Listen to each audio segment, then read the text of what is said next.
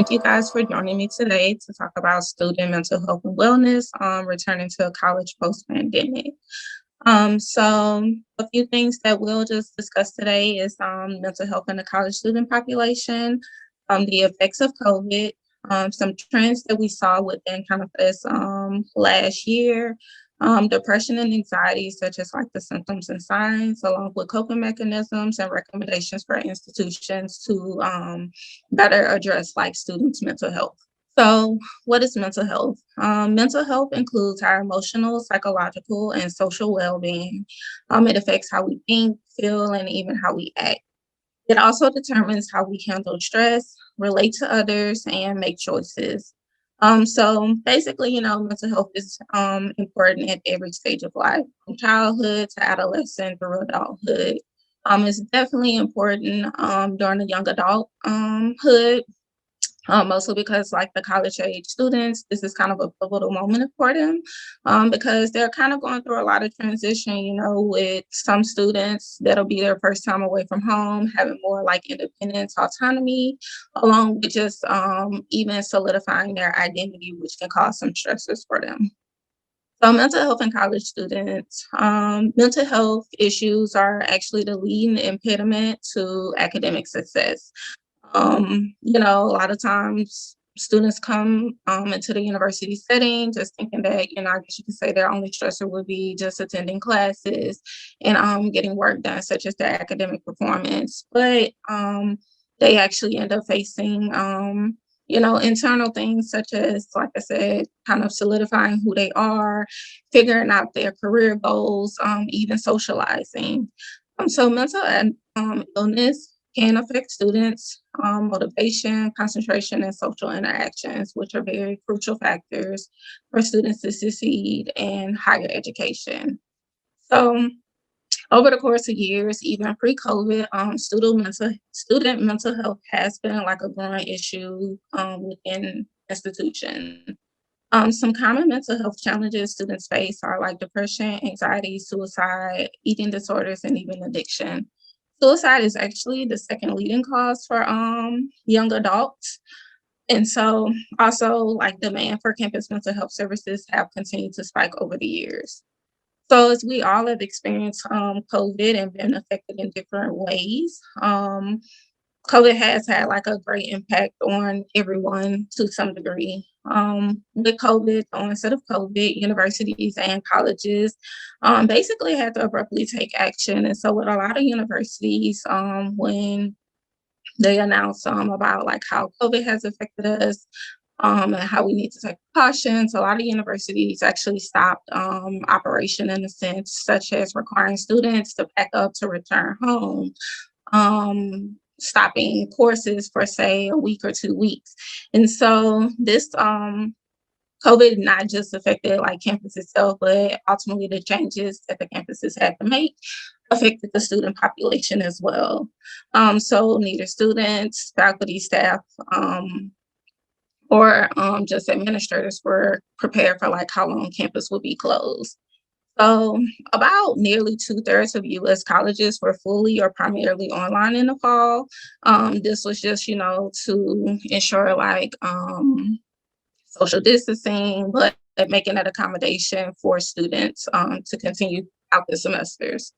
Record levels of depression and anxiety were hitting college students so hard. This due to just kind of some overall anxiety about like how long campus will be closed, what will their semester looks like versus say they stayed on campus. Undergraduate enrollment actually fell 2.5%, and this was due to some students just having difficulty adjusting to the changes. Some students, it was very difficult to say keep up with their online courses. Meanwhile, you have some students that were affected by like family stress due to being home, and so some decided to take breaks or even withdraw entirely to just kind of wait it out and see how things play out. Low income students were also affected due to like failing to have internet access, which widened the digital gap. So some trends that we saw over kind of this last year is that like 63% of students said that their emotional health was worse than it was before COVID. 50% of students were significantly concerned with their ability to care for their mental health, along with depression symptoms actually tripled among American adults. So this included college students as well. So I do have a little video that I wanted to share to give some insight from like a personal experience of like college students. We are running into some technical difficulties. Okay, so I guess the video won't play, but not to just kind of take up too much time. The video basically just kind of displayed did some personal interviews with individual interviews with students. Where the first young lady that spoke, she actually talked about how just the stress to keep up with like her schoolwork and also family issues that she was facing actually caused her to be depressed, start experiencing suicidal thoughts. And so she actually did have like a plan to commit suicide, but she actually ended up reaching out to her boyfriend. And so she talked about how even campus resources were provided to her in terms of like telemental health. So with this particular chart, the chart was produced by the JED Foundation, which is an organization that focuses on providing, say, resources and awareness about mental health to like young adults and colleges. With this survey, you can actually see that like more than 50% of students reported their emotional health was to some degree worse during COVID compared to before the outbreak. So this kind of like still falls in alignment with how over the years like student mental health has been like an increasing issue. And so it shows like basically how COVID exacerbated these symptoms for students. So you will see like there is a small percentage where some say some their emotional health is somewhat better than before, and then some say much better than before. With this was basically an indication that some based on like the feedback from some of the surveyors is that COVID actually provided them the opportunity to kind of better learn themselves and kind of experience a lot of self growth. So they actually ended up managing like their emotional and mental health in a more positive way than others. And so with this particular chart, this shows like different areas that was affected by COVID based on the survey, the same one as the previous one, but based it on like the classification of the students. And so with this, the chart displays the results of how COVID-19 has had an impact on students' mental health based on their classification. So as you can see, like freshman, first year students reported the highest rates of COVID, negative impact on like their mental health, loneliness or isolation. And so that was in a sense that a lot of students were required to go back home. So they wasn't able to see like the friends that they made or engage in social activities. And also like missed experiences or opportunities. And so, freshman year tends to be a big, moment for those set of students because that's how they get acclimated through a lot of the programming that the university may do. Even sporting events such as, football, basketball games for them to be able to attend and even campus organizations. And so you can also see that seniors indicated the greatest rate of negative impact in the areas of like career and finances. So with these surveys, what it displayed was how higher education institutions should be like actively supporting student mental health needs like for the coming years. Because though we think about post-COVID, I think sometimes we may not necessarily fully consider kind of the lingering effect of COVID until we start to experience a new normalcy. So due to like the demand, already increasing annually before even COVID, it just the results basically suggest that the increase will likely be larger than usual when students return back to campus. This next part, I'll talk to you guys about like depression and anxiety. Um, So with depression, it's a mood disorder that involves persistent feelings of sadness, hopelessness, and a loss of interest in previously enjoyable activities. So depression does display differently in individuals, simply because just how people tend to cope or process things. So ultimately, depression is a result of a chemical imbalance in our brains. And so some symptoms can be physical, emotional, or thinking, which is also referred to as cognitive. So it could be like changes in your sleep habits, such as sleeping more, sleeping less, eating more, or eating less, feelings of like sadness, being overwhelmed, hopelessness, or even helplessness. And also maybe experience suicidal ideation. So not necessarily having a plan to say kill yourself, but maybe just having thoughts about what will it be, what will the world be like if I wasn't here? And then some cognitive symptoms is such as like seeing the glass half empty, such as just kind of having a negative view on everything, and difficulty concentrating and completing tasks. So though you may display some symptoms, it does not necessarily mean you are depressed. But if one was to experience these symptoms with regularity, like say you are feeling down, feeling unmotivated for say a week or 2 weeks or even a month, it is recommended to seek some assistance just to be on the safe side. So some signs to notice if you're a college student or if you know of a college student is that like they don't enjoy the activities they once did. Um, just having an overall loss of interest of things that will, typically bring them joy or some type of fulfillment, no longer attending classes or social outings. So this is more so in alignment with like isolation, where even if virtual, a lot of universities with their virtual classes, they're using Zoom or Microsoft Teams. And so even if they're not logging into that, that may be a sign to recognize experiencing extreme anger or sadness over a relationship in their life, reacting negatively or with apathy to most things, and often talking about death or suicide. And so, with anxiety, actually, everyone experiences anxiety from time to time. Is and then also, when we think anxiety, we often think about worry. However, it can be in a healthy manner, such as like kind of giving us motivation to get things done as well. However, if you have like mounting ongoing feelings of like worry, tension, and panic, that ultimately interferes with like your daily life, this is where some concern can come about, because when your daily life is disrupted, this is where anxiety actually crosses the line to become a medical condition. So, like some symptoms, is like feeling stressed or and or apprehension, experiencing irritability, experiencing trouble concentrating, sweating, dizziness. Some people experience anxiety within the body. And so this could be feeling tension in certain areas of your body, such as your shoulders, your legs, also like experiencing headaches as well. Recommended signs for you to notice is if an individual appears to live in constant fear of failure.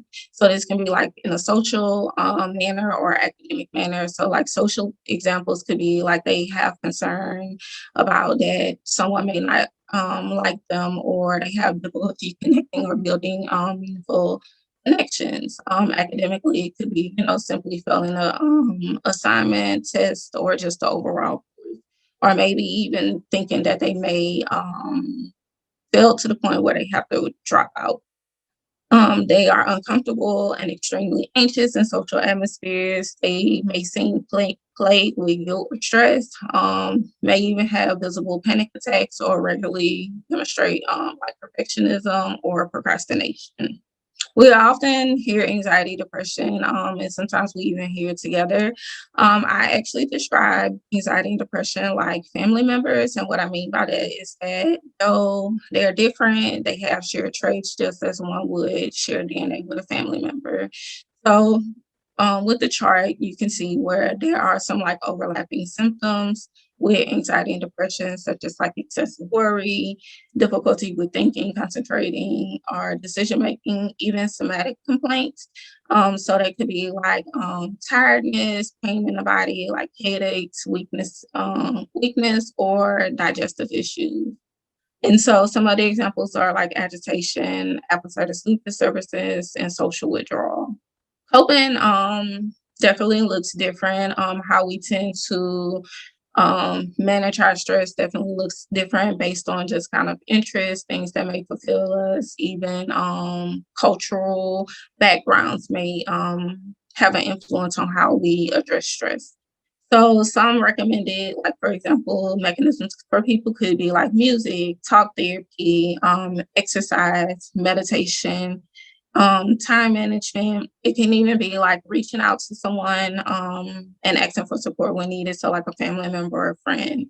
Um, Due to college students facing several stressors, self-care is like very imperative to help them maintain like their level to maintain like a healthy level of mental health and wellness. And so this is where for universities it's very important for them to try to find ways to implement like the resources to address like their mental health concerns that students face. So with this one, this was just like a survey that they did about if students had access to like virtual services at their school, which would be appealing to them. A lot voted telemental health. So a lot of universities actually have counseling centers, and so with this, they have to think about how could they still provide the service to students, and so that's where things went virtual, basically doing individual therapy via Zoom or whatever outlet that they selected. Now, some issues that was faced is due to like licensure laws. As a counselor, you have to have licensure to practice in the state. So, with the university closing, this resulted into students like returning back home, and that will be out of state for some students. And so, what a lot of states actually ended up doing was lifting some of their like policies and licensure laws to allow like counselors to practice across state lines.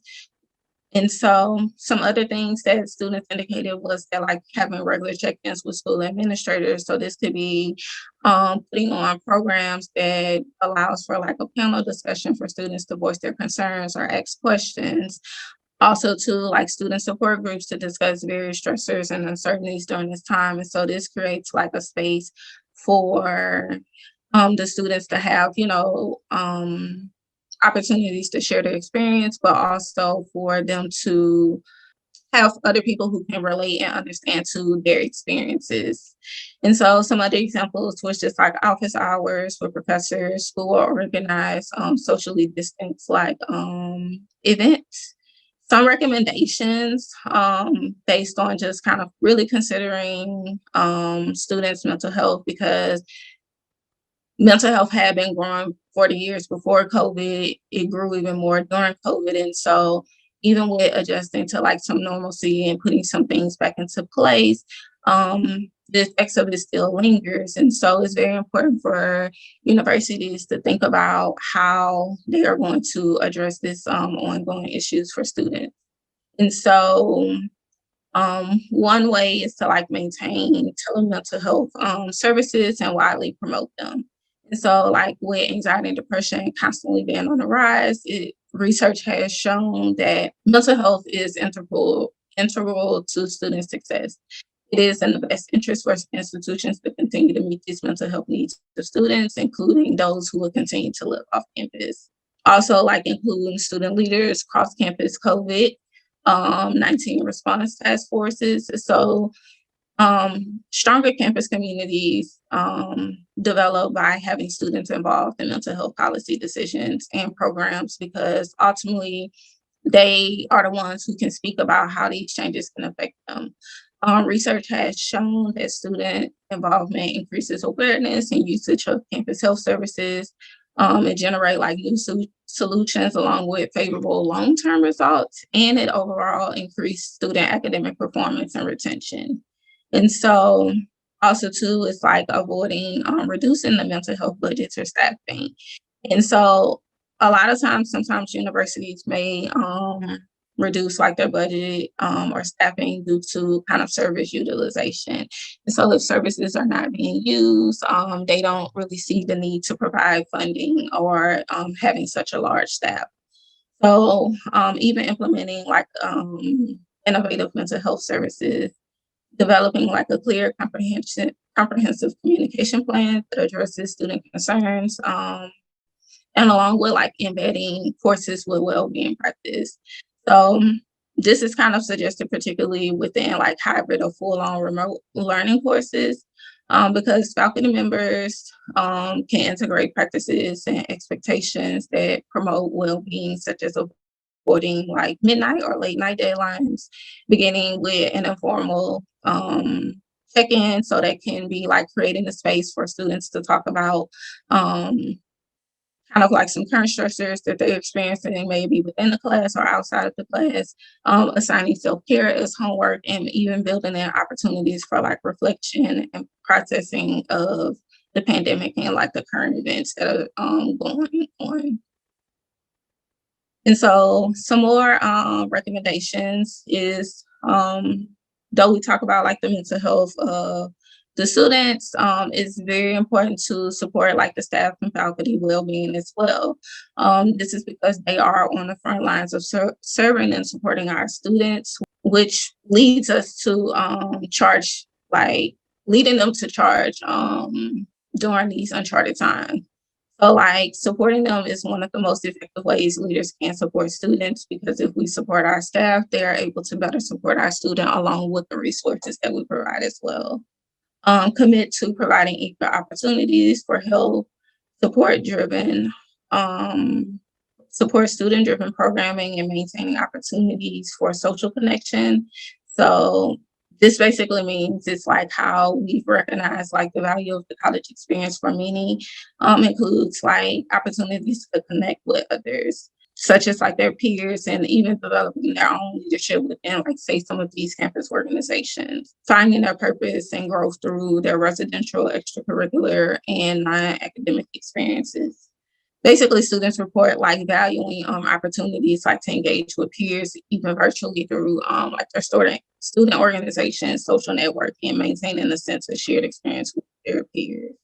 And so also to like establishing a routine and developing a plan in case of another outbreak. And so do we have any questions? Yeah, Ms. Stone, we have one question here in the chat. Does online learning affect students' mental health? Do we have any data on that?